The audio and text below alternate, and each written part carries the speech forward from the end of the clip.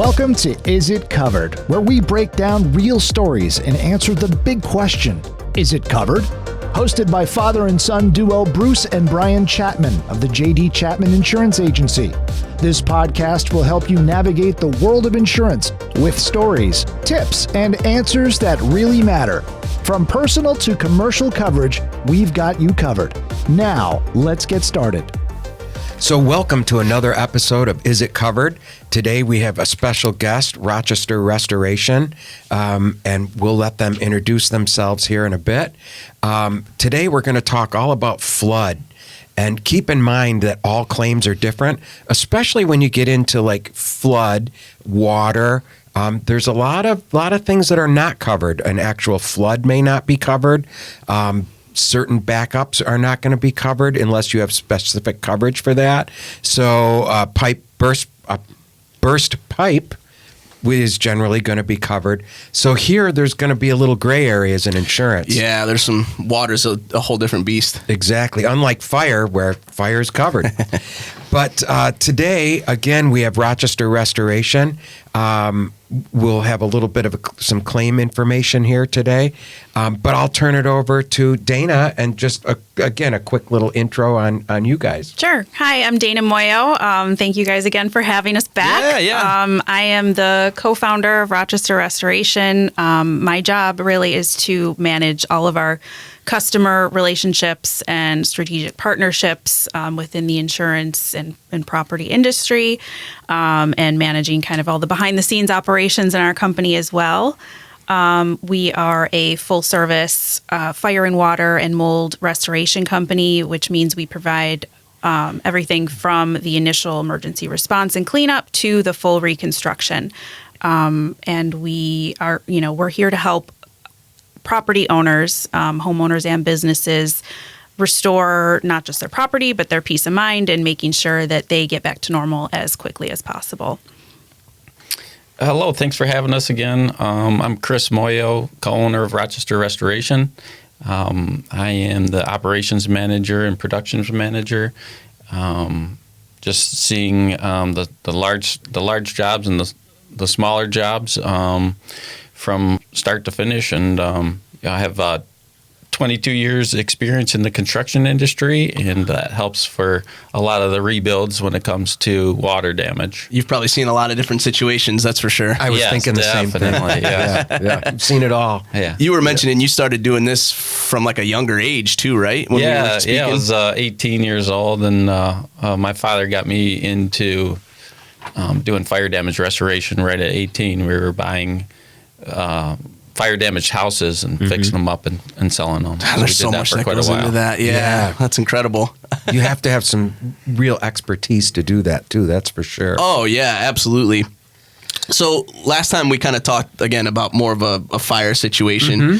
As we were mentioning, flood or water is kind of a different one. So is there, like, in terms of claims or water type things that you've seen, is there like a common thing that you see the most of, or is it kind of like the fire where it could be a whole slew of different things that would happen to someone that would trigger them to either place a claim or call you guys? What does that look like for you guys? Yeah, I would say it's similar to fire. We've really just kind of seen it all from large to small. When you think of water damage, you might think of flooding and water in your basement, but there's actually a lot more that could happen. It could be an overflow from your toilet. It could be a pipe burst. It could be your dishwasher malfunctioning and overflowing. So all of those things can cause water damage. Even just a little bit of water can really seep into the structure. It could cause mold and further, health issues if it's not managed properly. So our job, again, is to make sure that is taken care of as quickly as possible so that further damage and mold doesn't occur. Yeah, I think the main water damage job that we see is the sump pump failure. Oh, Yeah, we for see sure. that a lot. Where it just like either maybe forgot to get plugged back in, or the mechanism itself didn't fire to pump the water out, or... Yeah, it's usually the switch that just it gets faulty and stops working correctly. They rust out. Yeah. Have you? There's like you can have backup type pumps where you have the water pressure. Do you find those work okay, or by the time you're there, it's too late and you don't really know? Yeah, sometimes they do, sometimes they don't. What you're talking about is the water pressurized backup system, which I do recommend. But with that, I think you have to have a combination of a backup, whether it's water pressurized backup or a battery backup.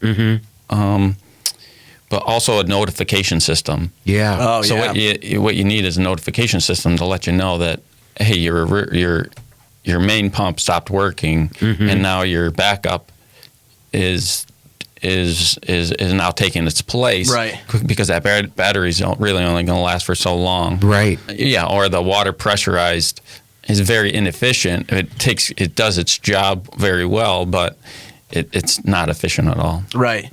There's even some insurance carriers now that are giving discounts if you have some form of and they're the water detection. They're like the discs that you can get a notification on. And if you place those in, I'm going to say high water areas, like underneath vanities, and your dishwashers and stuff. So there's now, and there maybe has been before, but credits available for people to take some preventative measure like that. Yeah, they do help too, because we find that, they do get notified and they get us in there on the first day compared to 2 or 3 or 4 days later, and it does help prevent damage. You know what I find on water claims are things like refrigerator ice makers, and there might be that thin little small pinpoint leak. You don't notice it right away, and it's been leaking for months and months and months, and you don't address it, and then you start to get mold, and the insurance company hangs their hat on the fact that there's late reporting and that it's an ongoing maintenance issue. Do you run into claims like that? Not very often, but we help kind of just state facts and figure out if it's a covered claim or if it's something that the homeowner would have to cover, themselves. Absolutely. Well, you guys provided us, and I think we're going to pull it up here in just a second. You guys provided us with a pretty interesting video. I know when I watched it the first time, maybe it's because I have kids and kids' toys, there was like some form of like this visceral reaction, like, oh my gosh, that could happen to me, and it's obviously happened to quite a few different people. So we'll play a short video of this. Is an actual scenario that you guys went and from start to finish, correct? Yep. And yeah, this is one we just did recently. Okay. Yep. So for anybody that's just listening, the video is showing what I'm assuming is one of your employees walking through a finished flooded basement. How much water would you say is on the floor there? I think there is 3 or 4 inches there. And if you can hear it, you can hear the sloshing of the person's boots walking back and forth. And again, if you're just listening, what we're looking at is a video that shows, is that a sump pump or what is that, Chris? That's actually a condensation pump that just happens to be underwater and it's trying to work. That's not really meant to act like a sump pump. That just happened to be there and it's just trying to suck out water. That we unplugged that and definitely had to get replaced. If your basement is finished, you really, really need to notify your agent to let them know that I have a finished basement. It would take approximately this amount to replace and repair everything, and make sure you have the right coverage there, because backup of sewers and drains, there's limitations to that. Absolutely. And going back to that video we just watched, there was a bunch of contents, right? There was carpet, there was toys, kids' toys, maybe there was some other stuff, play mats, the big containers full of stuff. Yeah, there's even a bathroom. So this situation happens just similar to a fire. What's the first, obviously we tell people mitigate any damage, save your receipts for what you need to do to stop that. People should be reaching out to you within the first 24 to 48 hours, correct? Yes, with water, it's important to respond to every loss quickly, but with water, it's really time sensitive because mold can develop within the first 24 to 48 hours. Wow. So it's really critical that we get there right away to stop the cause of the loss, remove the water, and start the drying process as soon as possible. And that's going to really just save everybody time. It's going to save money on further damage. There are things that water damage can be reversed if it's stopped in time on certain types of materials. It's just a matter of getting there in time to make sure that we can be effective. Gotcha. So with a loss like that, what would you do? Run us through that scenario on how you would take care of that. So in that scenario, this loss specifically, the family was actually out of the country at the time, and they had someone monitoring their house, taking care of their house, and that person came across it. So I would say that's a good tip is if you're going to be out of the country, have somebody to watch your house. But so we had to do a lot of that communication virtually with them. They were halfway around the world, so there was a time difference. So that's really where a lot of our video and photo and documentation came in handy. Sure. So the first step when we arrive is we have to stop the water if the water hasn't already stopped.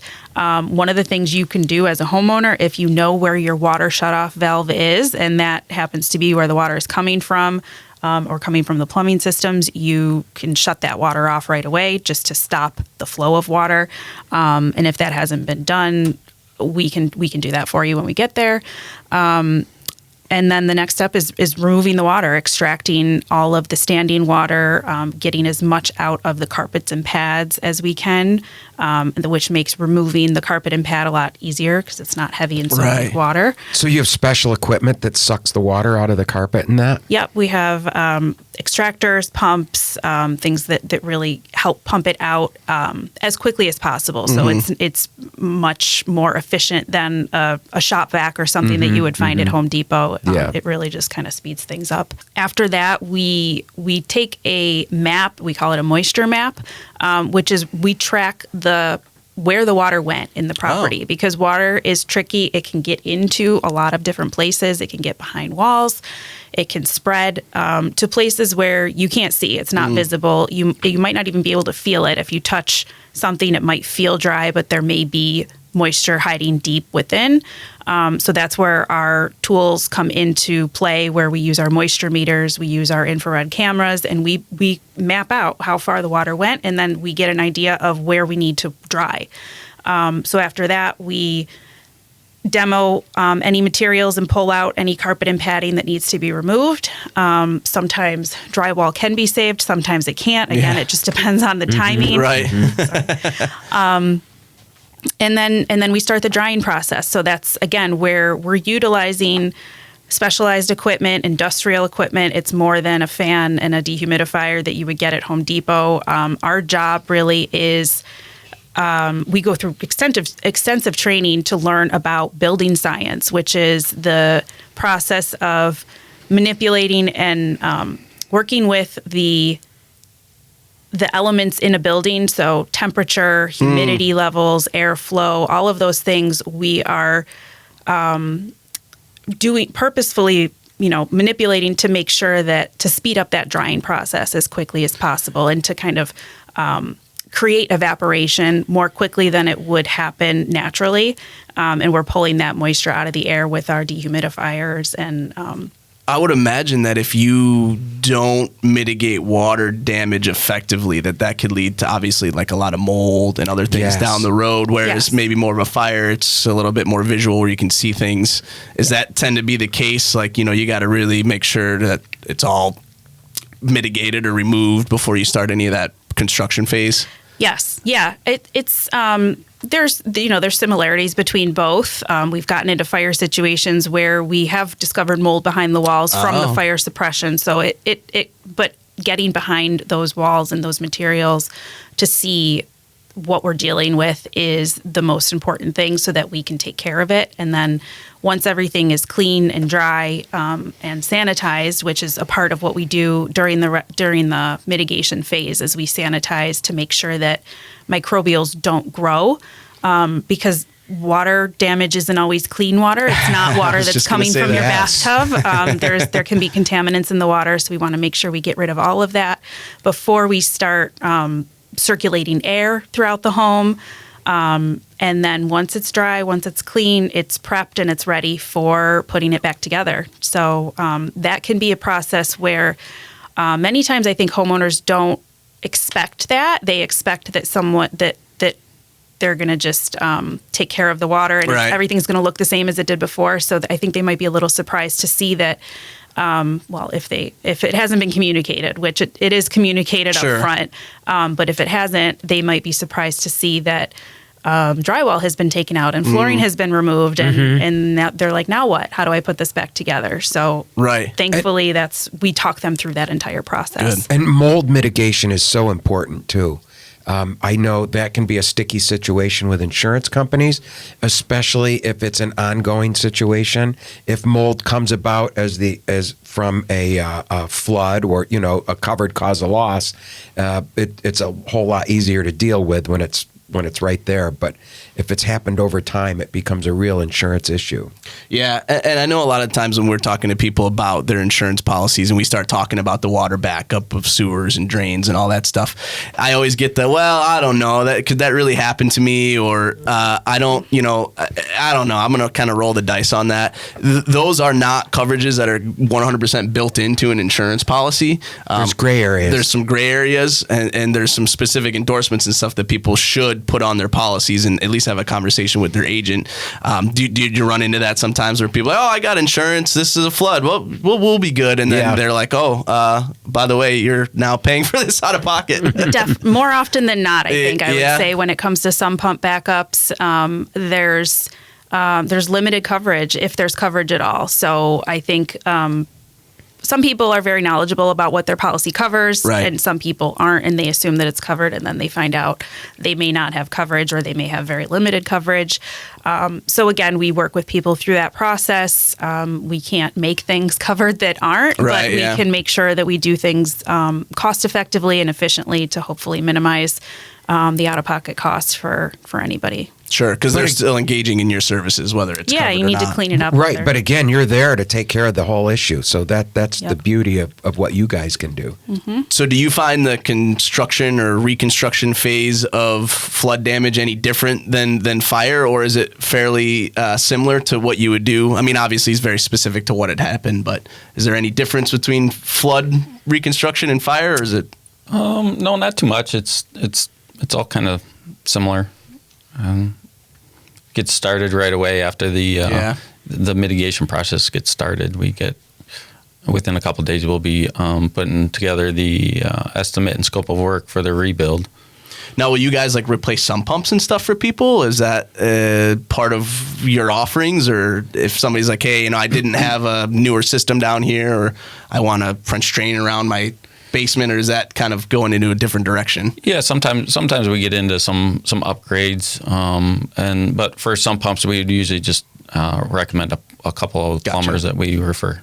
Good, yeah, because then it seems like if I'm in that situation and I have some form of a backup or my sump pump failed, I'd be thinking ahead to, well, how can I mitigate this for the future? Absolutely. Mm-hmm. Yeah. So I guess if there's anything to really start to take away from, is that kind of cover everything for flood with you guys? I mean, is there any other special tips that you'd want to give people? Obviously, reporting it as quickly as possible, getting you guys in there to start the work. Is there any other commonality things or tips and tricks you might want to share with somebody as they go through this?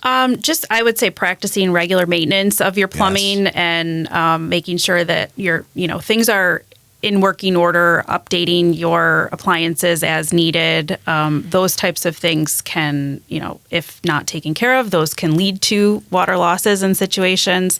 Flushable wipes aren't always flushable. They are not flushable. Don't believe the hype. No. They are not flushable.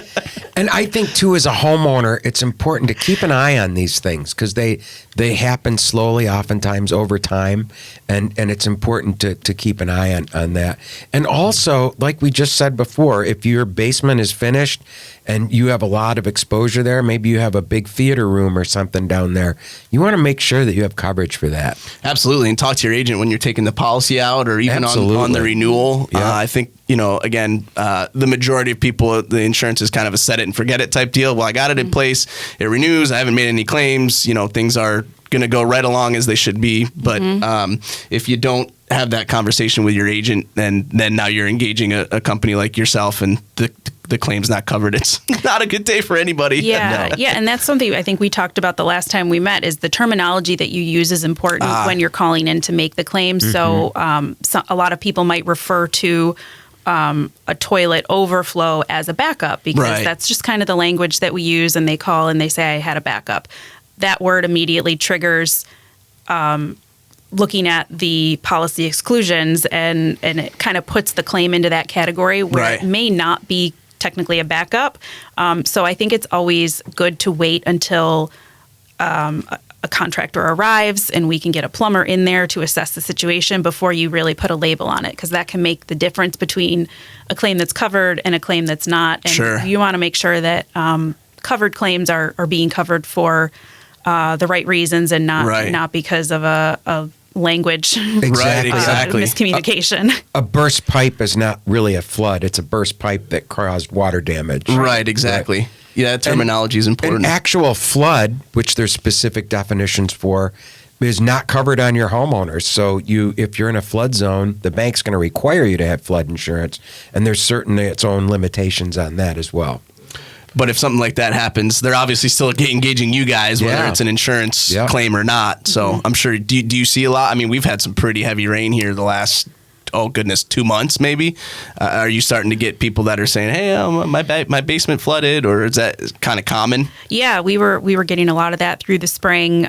We're really, I think the last few years, we've been seeing a lot of just weather events and extreme flash flooding, and it's kind of getting crazier than it has been in a while. So yeah, we do get a lot of that. Springtime is our season for that, I would say. Oh, sure. Yeah. I can't think of anything else. Did we leave anything else? We leave any stone unturned? I don't think so. You guys think so. covered a lot of ground. I think we're Well, yeah, we appreciate you, having you both on here. I think it was very helpful for us, because a lot of the times, we just say, oh, well, you got to call a restoration place, and then I don't know what happens after that. So it's been good to kind of have that veil lifted, and I hope some people that were listening have an idea of, if they have an event, who to call, what happens. Again, how can people get a hold of you if they just want to maybe follow you for more information, or if they did need to call you to use your services? so if they do need services, we're available 24/7. We have a 24/7 response line, 585-434-3436. And for tips and resources, again, we have lots of information about how to prevent these types of losses on our website, rochesterrestoration.com. We're also on Facebook and Instagram, so you can follow us there to see lots of cool before and after photos. You can check that out on our website as well. So, That's great. we're here to help. We want to be able to provide information not just after a loss, but before a loss, during, and after. So Absolutely. we're hoping to help avoid these situations if possible. Absolutely. Well, thank you again both for your knowledge and your time. I hope our listeners got some information out of this. I know that I did. Me too. And we'll see you on the next episode of Is It Covered? That's right. Have a great day. Thanks for everyone. having us. Thanks for no having problem. us. Bye.